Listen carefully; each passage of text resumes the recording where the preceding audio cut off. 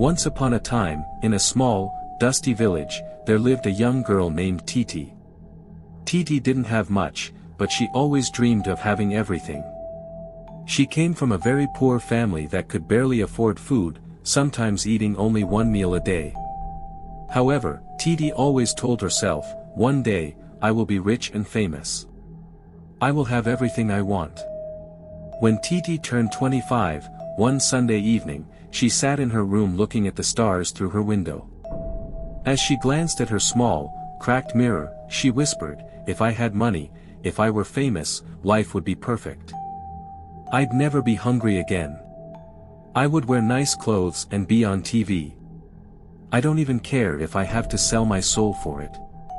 That night, after Titi went to sleep, something strange happened. She had a dream.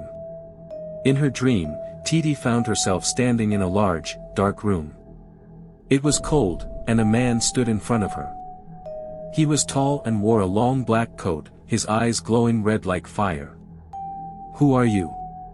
Titi asked, feeling both scared and curious. The man smiled, revealing sharp teeth. "I am the one who can make all your wishes come true," he said in a deep, echoing voice. "What is it that you want most in life?"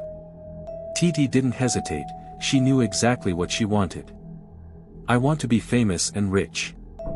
I want to have everything I've never had, money, beautiful clothes, and for everyone to know my name." The man's smile grew wider. "And what would you do for all that, Titi? What will you give in return?" Titi thought for a moment, looking at her empty hands. "I'll do anything. Anything at all." The man stepped closer and said, "Very well, you shall have everything you desire. But there is a price." Titi's heart skipped a beat. "What price?"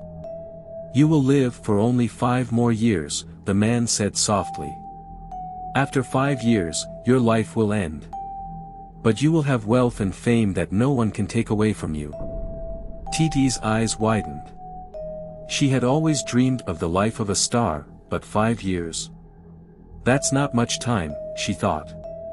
However, her greed took over. "I'll have everything I want. Who cares about 5 years?" "I agree," Titi said without thinking. The man took out a shiny, sharp knife. "We will make a blood covenant," he said. He cut his own hand and then cut Titi's hand. Blood dripped from both their hands and mixed together. It was a strange, powerful feeling. Titi could feel something change inside her. She didn't understand it, but she knew this was real. "Remember your promise," the man said as he disappeared into the darkness. Titi woke up suddenly. She was back in her small room, in her bed, with the early morning sun shining through the window. She looked around and sighed. What a strange dream, she thought. But something felt different. A few months later, Titi's life changed. One morning, while she was eating breakfast, her phone rang. It was an unknown number. She picked it up. "Hello?" she said, confused. "Hello, is this Titi?" a voice asked. "Yes, it is." "Who is this?" Titi replied, her voice trembling with excitement. "Is this real? This is Mr. Adebayo from Big Star Entertainment. We've seen your photos on social media, and we think you have what it takes to be a star. Would you be interested in joining us?" Titi gasped. "What? Me? A star?" "Yes," Mr. Adebayo responded. "We'll arrange everything. Your first photo shoot is tomorrow." Titi couldn't believe it. Is this really happening? She recalled the strange man, the deal, and the blood covenant. Could it be true? The next day, Titi went to the photo shoot. She wore beautiful clothes, had her hair styled, and enjoyed a full makeup session. She looked like a true celebrity. The photo shoot went well, and soon after, Titi's face was everywhere on TV, in magazines, and all over social media. People loved her. She quickly became famous. She was invited to big events, and everyone wanted to know her. She had money now and could buy anything she desired, new clothes, jewelry, and even a big house. It was everything she had dreamed of. One day, while having lunch with her new friends, one of them asked, "Titi, have you noticed anything weird happening? You've become so famous so fast, but I've never seen anyone rise to fame this quickly. It's almost too sudden." Titi froze. She had never told anyone about the deal she made in the dream. How could she explain it? But now, people were starting to notice and ask questions. They were beginning to wonder if something wasn't right. Titi tried to laugh it off. "I guess I'm just lucky," she said, smiling. "Hard work pays off, you know." When she got back home, she thought about their discussion and began to wonder what others might think as well. After some time, she waved it off, thinking, where were they when I had nothing? Now they're gossiping about my sudden fame and wealth. She took a bath and then went to sleep. Not even an hour later, she woke up gasping for breath. She had a strange dream, and this time, the man was there again. "You thought it was all just a dream, didn't you, Titi?" the man said, his eyes glowing red. "But now you see. Your time is already starting to run out." Her heart raced, and fear gripped her. She tried to call her friend but ultimately decided against it. She didn't want to get too close to anyone. So, she kept it to herself. Titi's fame and wealth continued to grow, but so did the fear inside her. She was living the life she had always wanted, yet she couldn't forget the blood covenant she had made. She was afraid that she only had 5 years, and that the price she had to pay was approaching sooner than she expected. As time passed, Titi's fear of the devil's deal lingered in her mind. She had everything she could ever want: wealth, fame, and the adoration of everyone around her. However, the price of those desires was something she couldn't escape. She had only 5 years to live, and each passing day felt heavier than the last. Titi began to realize that while fame and money could fill her life with luxury, they didn't bring her the happiness and peace she had hoped for. Something was still missing. One day, while attending an exclusive charity event, Titi met someone. His name was Moses. He was tall, with kind eyes and a gentle smile. Unlike most of the people she met, Moses wasn't interested in her fame or wealth.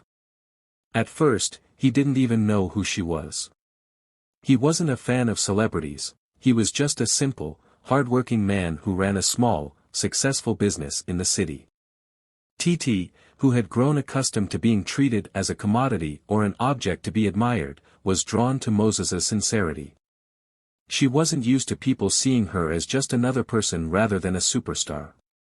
There was something refreshing about him, something real.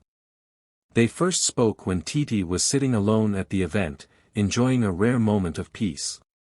Dressed in an elegant black gown and styled to perfection, she felt strangely out of place among the sea of high-profile guests. It was then that Moses approached her, offering a simple smile and a glass of water. "Excuse me, ma'am," he said with a polite bow. "Would you mind if I sat here?" Titi raised an eyebrow, surprised that he wasn't starstruck by her presence. "Sure, I don't mind," she replied, unsure of what to expect. Moses sat down and smiled warmly. "I've seen you around," he said. "I don't know if you remember me, but I'm Moses. I run a little restaurant downtown. You're quite popular, I've heard." Titi laughed softly, feeling a little embarrassed. "Yeah, I guess you could say that. But sometimes, all this fame feels empty." Moses's eyes softened as he nodded. "I can imagine. Fame has a way of isolating people, doesn't it?" For the first time in months, Titi felt like someone truly understood her. She and Moses spoke for hours about everything and nothing at all. They laughed, shared stories, and Titi found herself confiding in Moses about things she had never shared with anyone before, how she sometimes felt like a prisoner in her own success and how she longed for a life that wasn't all about appearances. Moses listened carefully, never interrupting. He didn't judge her or ask for anything in return. That night, she left the event feeling lighter, as if she had connected with someone who saw her as Titi, not just as the famous star everyone else saw. As the weeks passed, Titi and Moses began to see each other more frequently. They enjoyed quiet dates, far from the spotlight. Moses would take her to small cafes and peaceful parks where they could walk and talk without the constant flash of cameras. Titi cherished these moments. She loved being able to just be herself, no makeup, no fancy clothes, no interviews. Just Moses and her, walking in the sun or sitting on a park bench, discussing their dreams and fears. One evening, after a quiet dinner at Moses's favorite restaurant, he looked into her eyes and asked, "Titi, have you ever thought about what you want in life beyond all the fame and money?" Titi hesitated, the weight of her secret pressing on her chest. 5 years, that number echoed in her mind. But she knew she couldn't lie to Moses. "I don't know," she said softly.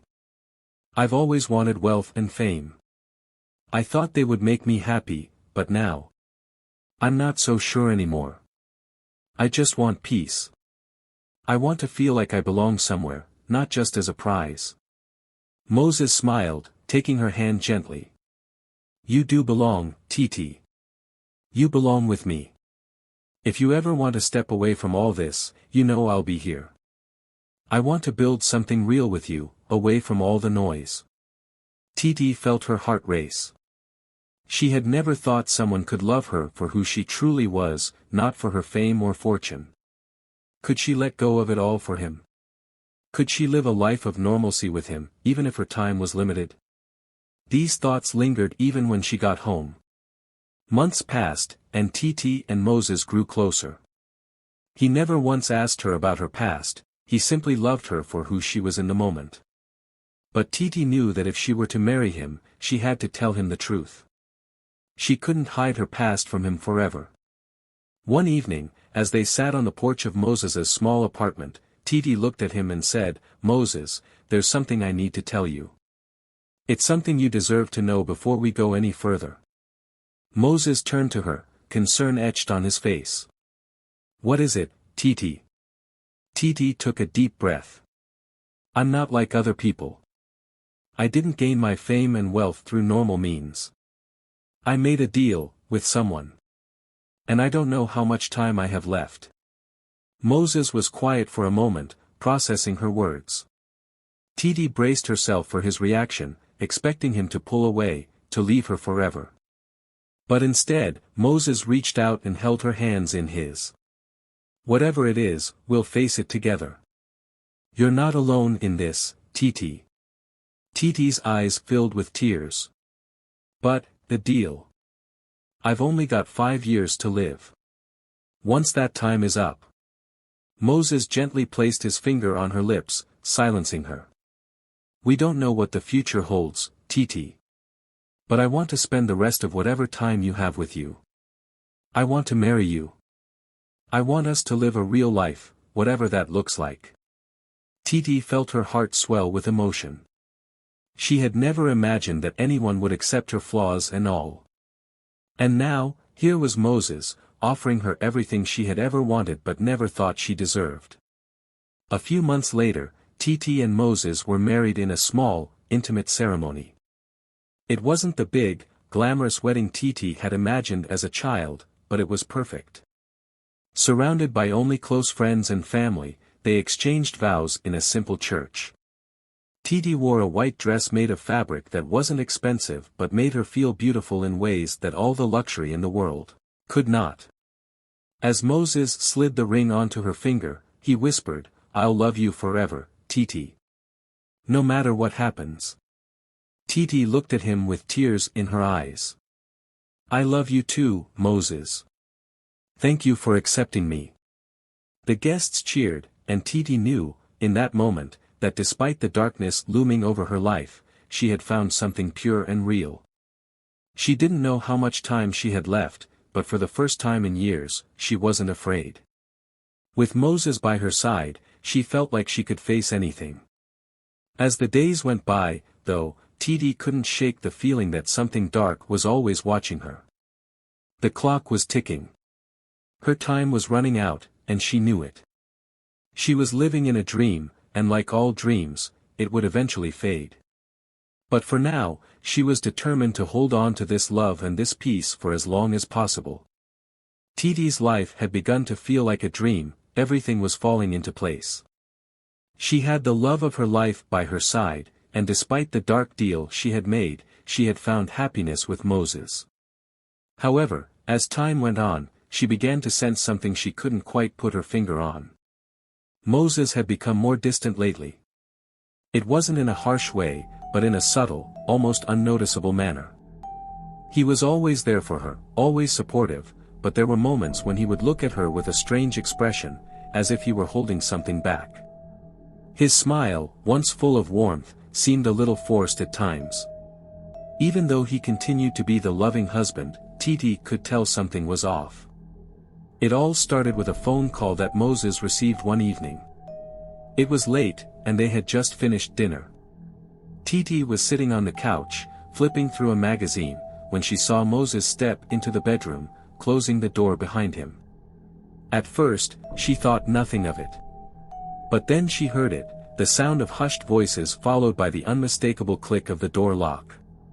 Her heart skipped a beat. She tried to ignore the nagging feeling in her gut, but she couldn't shake it. There was something about the way Moses spoke that made her uncomfortable.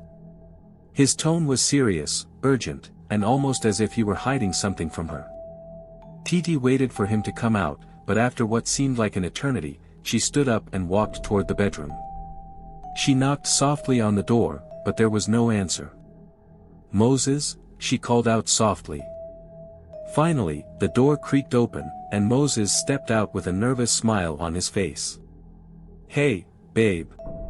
Just a work call. Nothing to worry about." But Titi noticed something in his eyes, a flicker of uncertainty that made her uneasy. It felt as though he had been caught in a lie, yet she couldn't pinpoint what it was. Titi couldn't shake the feeling that Moses was hiding something from her. She had spent years living with secrets, things she could never share with anyone, but she had the courage to confide in Moses. Now, however, she began to wonder if he was keeping secrets from her as well. She started paying closer attention to his actions. At first, they were small things. He would leave his phone unattended, and when he returned, it would be locked. There were nights when he came home late, claiming he had been working on something urgent, but she knew he wasn't that busy. One afternoon, Titi decided to take matters into her own hands. She wasn't ready to confront him yet, but she wanted to know the truth. While Moses was at work, she slipped into his study. She had never been in there before, but something urged her to investigate. The room was filled with old books and papers, some stacked neatly, while others were scattered across the desk. Titi began to search through the papers, her heart pounding. At first, she found nothing of interest, just old contracts, business documents, and letters. But then she came across a small, leather-bound journal. Her fingers trembled as she flipped it open and read the first few lines. "It's time to move forward. Titi cannot know. No matter what happens, I will protect her. I will make sure she never knows." The words sent a cold chill through her body. What did Moses mean? What was he hiding from her? Later that evening, when Moses returned home, Titi sat in the living room, her heart racing. She had to know the truth, now she had enough clues to confront him. "Moses," she began, her voice steady but filled with tension, "there's something I need to ask you. It's about something I found today." Moses froze in the doorway, his face turning pale. "What do you mean?" he asked, his voice suddenly tight. Titi held up the journal she had found. "I discovered this in your study." "What does it mean, Moses?" Moses's eyes flickered, and for a moment, Titi saw fear in them. He took a step forward, then another, until he was standing right in front of her. His eyes softened, and he reached out to take the journal from her hands. "I didn't want you to know, Titi," he said quietly. "I didn't want you to ever find out. But I think it's time you understand the truth. I feel I am possessed by a spirit. I find myself doing things I'm not supposed to do. Going to places and staying out late even when I'm not doing anything. All those calls you heard me making were with my sister. I was telling her about the recent changes. But she told me not to tell you anything yet till I'm sure about what it is. Titi's heart was racing. What are you talking about, Moses? What spirit? Moses sat down beside her, his face shadowed by the weight of his words. You remember how you told me about your deal with the devil? It started 2 weeks after you told me about the deal. Titi's eyes widened. What? But how does that? Moses took a deep breath. I am scared too, Titi, but I don't want you to know that I am. I've done things, terrible things. Titi. Titi was speechless.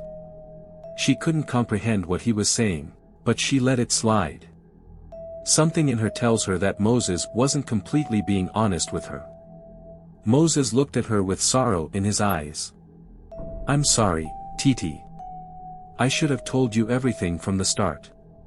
But now, I can't help but wonder if you were meant to tell me about the deal. Titi didn't respond but walked inside the bedroom and fell asleep. After that conversation with Moses, he began acting like the sweet husband Titi had initially met, treating her well. All the suspicious behavior he had exhibited before stopped, and their lives returned to normal. The first sign of trouble came exactly 5 years after Titi's deal with the devil. It started as a mild fever, nothing serious at first. Titi brushed it off, thinking it was due to stress or fatigue. But the fever didn't go away, instead, it worsened. Soon, she struggled to keep food down, and her once glowing skin began to lose its luster. Moses was concerned. Titi, you need to see a doctor, he insisted one morning as he helped her out of bed. I'm fine, Titi replied weakly, forcing a smile. It's probably just malaria. But deep down, she knew the truth. The deal she had made all those years ago was finally catching up to her. She had lived her dream, becoming a superstar and enjoying fame and fortune, but now the devil was here to collect his due. As she was about to go to the bathroom, Titi collapsed. Moses wasted no time and took her to the best hospitals in Lagos. They ran every test imaginable, but the results were always the same, there was nothing physically wrong with her. This doesn't make any sense, Moses said, pacing the doctor's office. She's getting weaker by the day, yet you're telling me there's no diagnosis. The doctor shook his head. I'm sorry, Mr. Moses. We've done all we can. Perhaps it's stress or something psychological. You might want to consider alternative medicine. Moses clenched his fists, frustration boiling inside him. We're not giving up, he said firmly. We'll find a solution. But none was forthcoming, and Titi's health continued to deteriorate. One Sunday morning, as Moses prepared to go to church, he noticed Titi struggling to get out of bed. Her once vibrant eyes were now dull, and her body looked frail. Titi, you're coming with me today, Moses said, his tone leaving no room for argument. I can't, she whispered. I don't have the strength. I'll carry you if I have to, he insisted, determination etched on his face. We're going to church, and we're going to pray. Titi hesitated. She had avoided church for years, knowing that stepping into God's house with her secret would only bring her guilt and fear. But now, with no other options, she nodded weakly. At the church, the pastor, a middle-aged man with a commanding presence, noticed Titi immediately as they entered. Brother Moses, he greeted warmly, is this your wife? Yes, Pastor David, Moses replied. She's been sick for weeks, but the doctors can't find anything wrong. I don't know what else to do. Pastor David looked at Titi, his eyes narrowing. Sister Titi, do you believe in the power of God? Titi opened her mouth to respond, but before she could say anything, Pastor David stepped closer. There's something spiritual about this. The Lord is revealing to me that this isn't an ordinary illness. Titi's heart raced. She avoided his gaze, but the pastor's words pierced through her like a knife. "Moses," Pastor David continued, "I need to pray for your wife. But first, I need to ask her a question. Titi, is there anything you've done, anything at all, that could have opened the door for this attack?" Titi froze. She could feel Moses's eyes on her, filled with concern. She wanted to lie, to deny everything, but the weight of her guilt was too much to bear. I made a deal," she whispered, tears streaming down her face. "What deal?" the pastor asked. "I made a deal with the devil," she confessed. 5 years ago, before we met. I wanted fame and wealth, and I was willing to do anything. I didn't think it was real.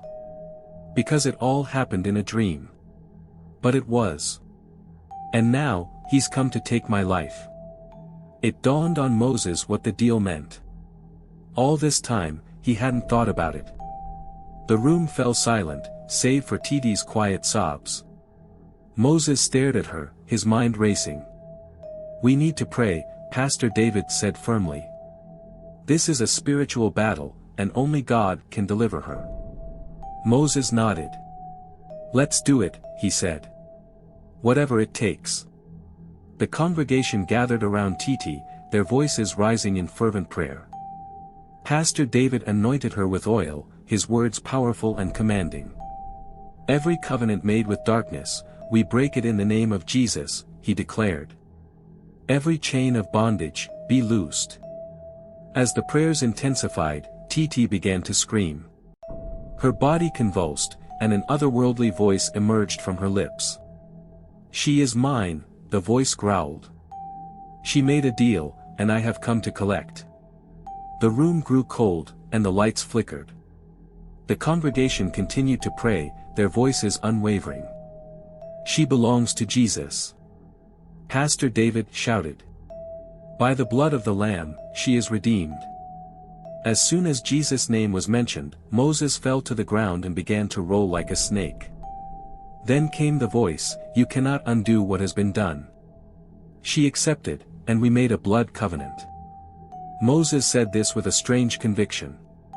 The pastor was confused, but then it hit him. Titi was not supposed to tell anyone about the deal, and now that Moses knew, the devil already possessed him. "In the name of Jesus Christ, I command you to leave his body. Oh, you spirit, leave his body, for his body is the temple of the Holy Spirit." The pastor sprinkled anointed oil on Moses and he became quiet. Immediately, something like smoke left Moses's body, and he stood up, confused.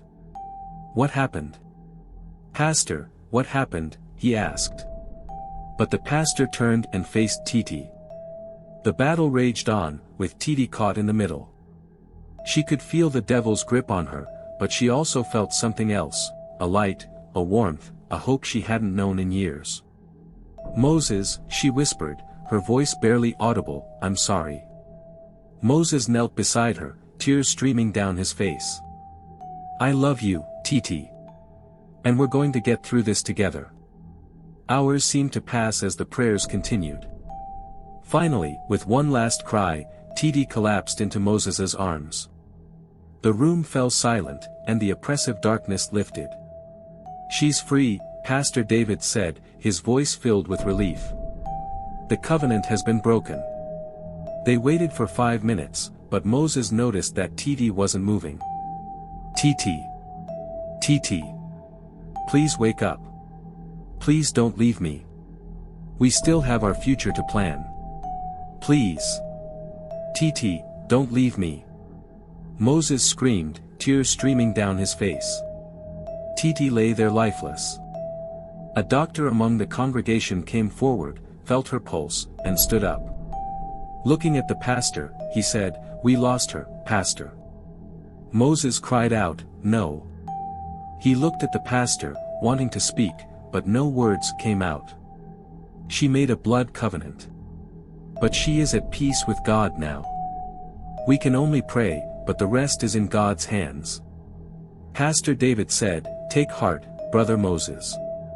Moses continued to cry and refused to leave Titi's side. He believed that something could be done to undo the deal. But Titi lay there motionless. Be careful what you wish for. The end. Thank you so much for watching. If you enjoyed this video, please subscribe and like. What do you think about Titi's story? I would love to read your comments. See you in my next video. Bye.